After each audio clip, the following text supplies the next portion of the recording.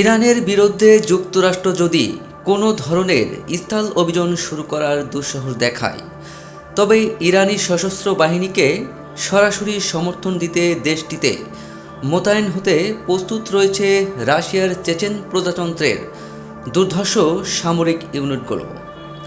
মঙ্গলবার ৩১ মার্চ ইরানের রাষ্ট্রায়ত্ত সংবাদ মাধ্যম প্রেস টিভির এক প্রতিবেদনে এই তথ্য জানানো হয়েছে।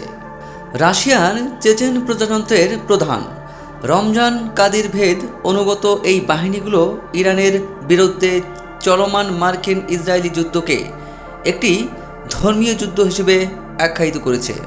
তারা ইরানকে রক্ষার এই লড়াইকে মন্দের বিরুদ্ধে জিহাদ হিসেবে গণ্য করছে। চেচেন যোদ্ধারা সাপ জানিয়েছে, যুক্তরাষ্ট্র ও তার মিত্রদের আগ্রাসন রুখতে তারা জীবনও দিতে প্রস্তুত।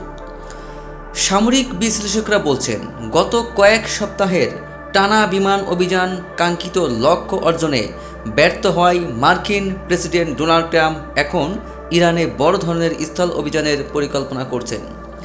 পেন্টাগন থেকে এমন সংকেত পাওয়ার পরই চেচেন আর্মি তাদের এই প্রস্তুতির কথা জানিয়েছে। প্রেস টিভি জানিয়েছে, আগ্রাসনের জবাবে ইরানের সশস্ত্র বাহিনী এ পর্যন্ত ইসরায়েলি ও মার্কিন সামরিক স্থাপনায় ৮৬ দফা ভয়াবহ ক্ষেপণাস্ত্র ও ড্রোন হামলা চালিয়েছে। বিশেষ করে পারস্য উপসাগরীয় অঞ্চলে মার্কিন ঘাঁটিগুলো এখন চরম অস্থিরতার মধ্য দিয়ে যাচ্ছে। বর্তমানে এই যুদ্ধে ইউক্রেনীয় বাহিনীর উপস্থিতি বিষয়টিকে আরও জটিল করে তুলেছে। ইউক্রেন প্রকাশ্যে যুক্তরাষ্ট্র ও ইসরায়েলকে সমর্থন দেয়ায় বিষয়টিকে রাশিয়ার বিরুদ্ধে পশ্চিমা ষড়যন্ত্রের অংশ হিসেবে দেখছে মস্কো। ইউক্রেনের প্রেসিডেন্ট ভলোদিমির জেলেনস্কি বলেছেন, ইরানকে ঘিরে চলমান যুদ্ধ দীর্ঘস্থায়ী হলে এতে সবচেয়ে বেশি লাভবান হবে রাশিয়া আর ক্ষতির মুখে পড়বে ইউক্রেন। সোমবার এক ভার্চুয়াল সাক্ষাৎকারে তিনি বলেন, আমি নিশ্চিত রাশিয়া দীর্ঘ যুদ্ধ চায়, কারণ এতে তাদের সুবিধা রয়েছে। যুক্তরাষ্ট্র এখন মধ্যপ্রাচ্যের দিকে বেশি মনোযোগ দিচ্ছেন, ফলে ইউক্রেনকে সামরিক সহায়তা কমে যেতে পারে।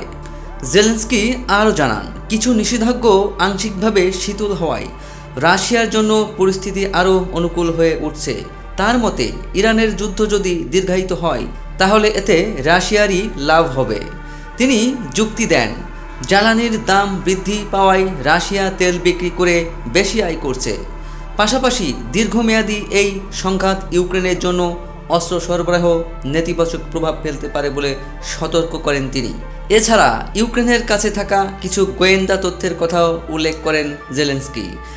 তিনি বলেন, ওই তথ্য অনুযায়ী রাশিয়া ইরানকে যুক্তরাষ্ট্র ও তার মিত্রদের সামরিক ঘাঁটির স্যাটেলাইট চিত্র সরবরাহ করেছে, যা ইতোমধ্যে মধ্যপ্রাচ্যের নেতাদের সঙ্গে শেয়ার করা হয়েছে।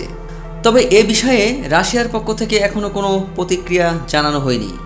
রাশিয়ার সঙ্গে সম্ভাব্য শান্তি আলোচনা নিয়েও উদ্বেগ প্রকাশ করেন জেলেনস্কি।